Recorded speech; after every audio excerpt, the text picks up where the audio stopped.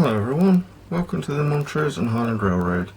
As I said to you in my last video, number 31, I was hoping to produce another video for you very shortly, in view of the fact that I haven't produced very much in 2016 because of bereavement. Thankfully, touch wood, nobody else has passed away this year, so hopefully may that continue for the rest of the year at least. I've done one or two little things on the layout since I last spoke to you, so let's take a look. You may recall after the last video I told you that my layout had collapsed during the winter because of those rubbish IKEA legs, the metal and plastic hash up that they've done. So just today, actually, before making this film, I've put this new strengthening leg in here. As you can see, it's a professional job. I never pretended that I was a carpenter, but it works, it's level. As you can see, the boxcars don't roll very far now, whereas before they rolled all the way down to the buffer stops here, and I don't really want them rolling out the door, to be honest, so that's one thing I've done today. I'm thinking of altering all this round, turning the Independence Hill cement plant round and altering all this track work here. I don't actually switch this industry very often because it's a bit difficult to get to, so I'm hopefully going to make things a lot easier for myself here.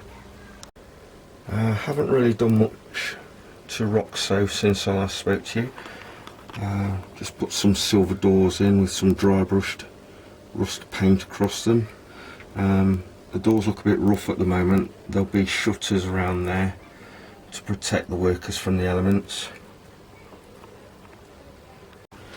I did mention that I had a rough running locomotive, number 7723, which was quite new. As you can see, this Atlas locomotive runs much nicer now.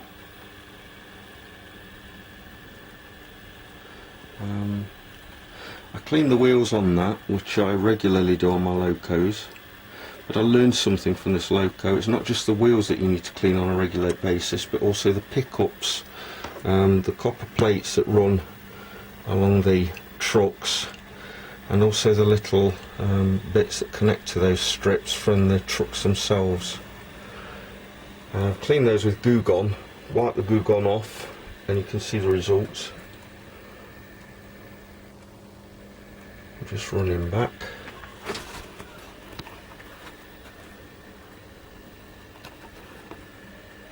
I'm quite happy with the way he runs now.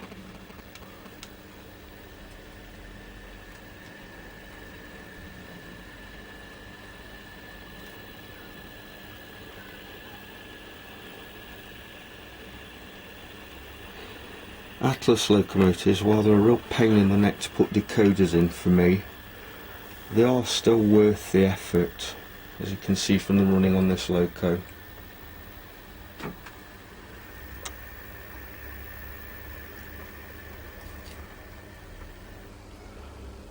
Very happy indeed with that now. I went to an exhibition called the Trent Valley North American Modelers last month, and I won this boxcar in the local raffle. It's 40 years of microtrains. It's not something which I would have bought myself, but it's still a very interesting car,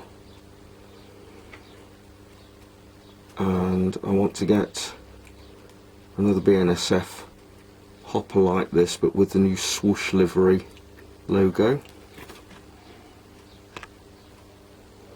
Another new one, ADM.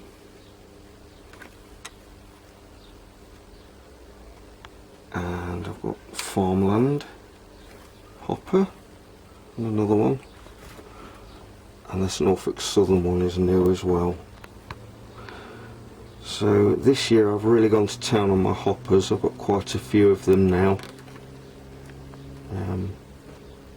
As well as pulling grain, these are going to pull plastic pellets, or some of them are going to pull plastic pellets into the Roxo plant which I showed you earlier, which is under construction.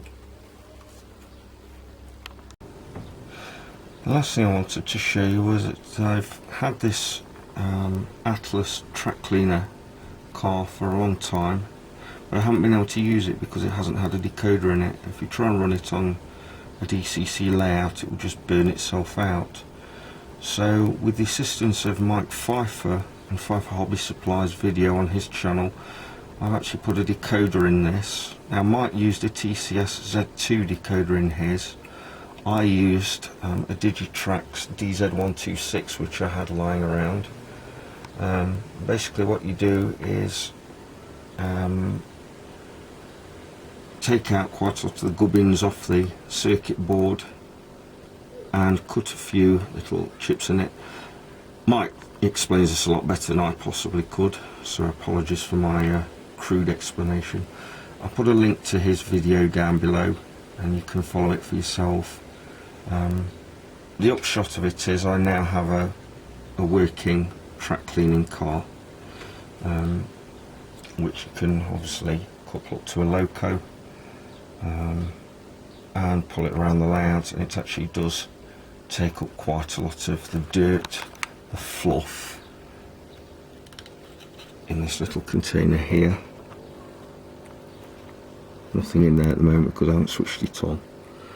But the fluff collects in here, and there's a bit in there, and bits of ballast and foam and woodland scenics detritus goes in there for you to empty off the layout. It does make a difference, and I'm glad that I've got it converted.